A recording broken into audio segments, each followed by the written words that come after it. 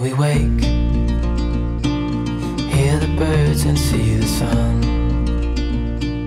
Side by side our fears are done. Oh, the good times just begun. Well, welcome back to my channel. It's Lady Cinnamon, and we are starting off with our newest episode, and it's fall, y'all.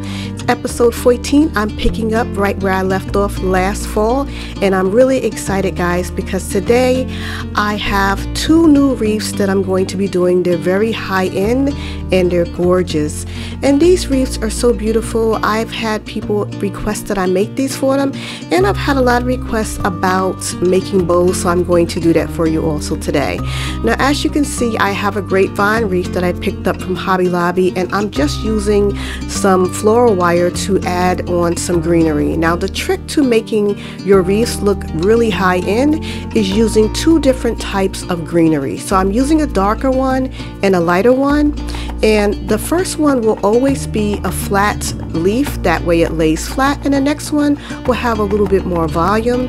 I'm actually using some ferns from the Dollar Tree, and I'm also using some lamb's ear. Now, what I'm going to be doing now is adding on my accessories to my wreath. This one is going to be neutral colored for the fall. I'm using pumpkins. You can use whatever florals you want, but as you can see, I'm going with a buffalo check print and some white, and it's really going to look very high end and very crisp for the fall season. And this is so pretty. The way I'm making this, you can use this from the beginning of the fall or even the end of the summer all the way through to Thanksgiving, because that's how beautiful and high end this will look. Now, I got this as a bag of these pumpkins from the Hobby Lobby. As you can see, I'm putting them together, and yes, the same colors can be together. All you have to do is add a little bit of greenery in between, and this also once again adds to the actual wreath looking very high end. When I'm done with this wreath, it will look like it came from a store.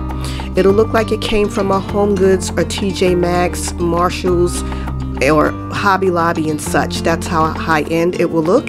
And as you can see, I'm adding in greenery in between, and that's how you can actually have two light colors next to each other and not have it seem that there's two colors that aren't blended well. So this is how you do it, guys. You just add a little bit of greenery in between, and do you see how beautiful and full it looks? And no one would ever know that you're actually using some greenery from the Dollar Tree and Walmart. Now, this is going to come together so nicely, and I just love the colors. But remember, you can use anything. You can use regular traditional fall colors. I'm going with this scheme because this is what I'm using for my home. Someone else saw it on my door and they had to have one, so I'm making them one. And I just wanted to record it so that way you guys can see how you could really make some really great high-end items for a little bit of the cost. The wreath itself, the wreath I got from Hobby Lobby was only $5.99. So yeah, it'll be very inexpensive. Now we're going to move on to a little bit more embellishments. What you want to do is you want to add in something to actually parallel and contrast what you're using for the neutral tones. I'm blending in these little pine cones because they will really match the same color as the actual wreath, and that's what you want to do. That's what ties it all together and gives it that really finished look. Next is the ribbon. Now, I've got a request for making ribbons. I never make them on camera, so guys, I am going to be making it on camera. You'll need either floral wire, and you would also need some kind of or you could use pipe cleaner, by the way, and some ribbon. Try to use ribbon that is pre-wired. If it's not, it will flop. It won't stand up straight. And what you're going to do is take one in and put the tail down, and now you're going to make your loops. Now, when you make your loops, try to make sure that they're even on each side. You make the first loop and then the second loop on the opposite side, and you just want to make sure that they're even, which is why I'm flattening them out. I usually do 6 to 8 of these, so that's 4 on each side. Try to make sure that they're actually about 4 to 6 inches. So if you measure them out, it would be 8 to 12 inches for a nice full size bow. And what you want to do is once you get all of them together, I have 4 on each side because I'm going for a considerably large bow. I want to make sure that my tails that are going to be hanging down are going to be the same length. So I'm going to be wrapping my ribbon with this portion, so I made sure that I pre-wrapped it over, and now I'm going to put them together to cut them now, so that way to make sure that the tails are the same length. Now that I have that done, I'm going to go ahead, unwrap it, and squeeze these together very tight.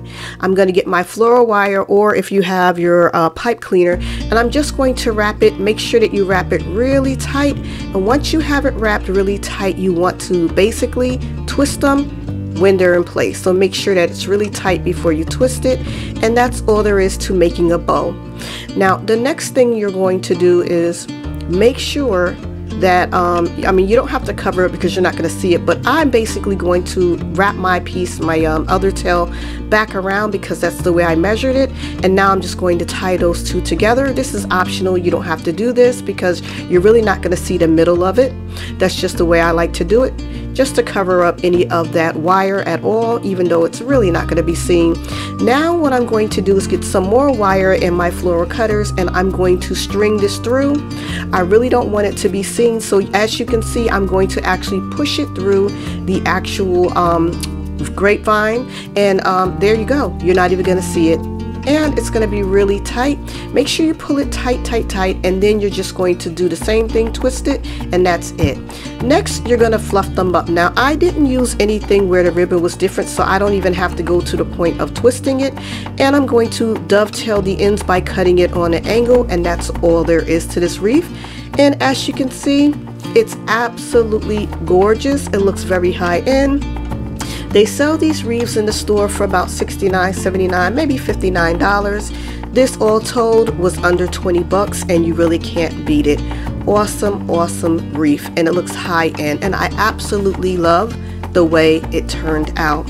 But that's how you get it to have that high end look, and the main tip is the bow and also the greenery. Using 2 different types of greenery really gives you that really nice high-end professional looking wreath, and not that it's crafted.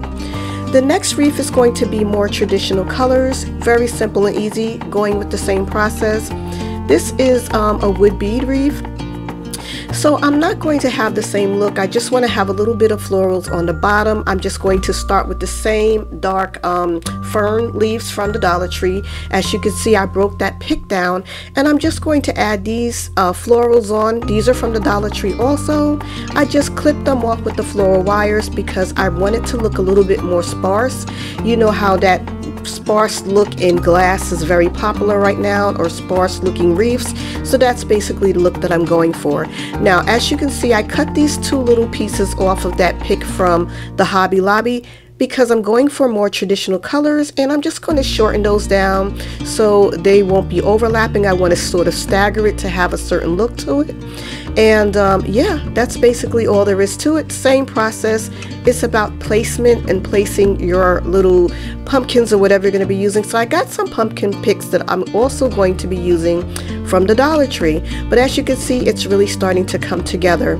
Now, I did notice that the Dollar Tree has some pumpkin picks this year that have a slight different color, so I'm going to show you that in a minute. But I'm just going to be taking the one that's a little bit darker, because to me it goes with the color a little bit more, because one's a little bit lighter. So I'm just going to be using these pumpkin picks. They look a little bit more nutty, and I like that color scheme with what I'm going for the aesthetic that I'm trying to create. I'm also going to be using just 1 flower. I really want this to just be sort of like earthy in tones. I didn't want to use too many florals, so 1 will be just enough for a little bit of pop of a brighter orange.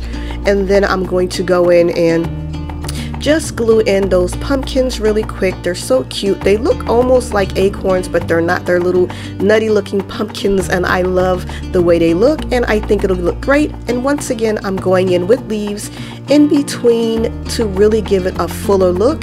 Even though this is going to be a little bit more sparse, that's the look I'm going for, but I still wanted to add in a little bit more greenery. And you can use different greeneries for if you're going with traditional colors like I did today. I really love the way it's turning out. And the last thing I'm going to do is go back in with a little bit more of those leaf clippings just to really pull everything together and give a little bit more pops of color, just layering it in. And even for this leaf, I'm going to put on the other side because it looks like it could use a little bit more there just to blend in all of the colors. And I just love the way it looks. Just how it has a little green on the edge there, and then I'm putting this one there. It just brings it all together. And I love the way this one looks too. It's absolutely beautiful. I'm not sure which one I like the best, but either way, I have one of them. The first one I made myself one of those. These two are going to be sold, but I do have that other one on my front door and I absolutely love it. So I hope that you guys got some great inspiration for making your own wreaths at a fraction of the cost. And if you like this video, don't forget to give it a thumbs up. It really helps out our channels. And also don't forget to subscribe and hit the bell 2 times so you're notified whenever I upload a new video. Love you guys and thank you all for watching. Hear the birds and see the sun. Side by side our fears are done. Oh, the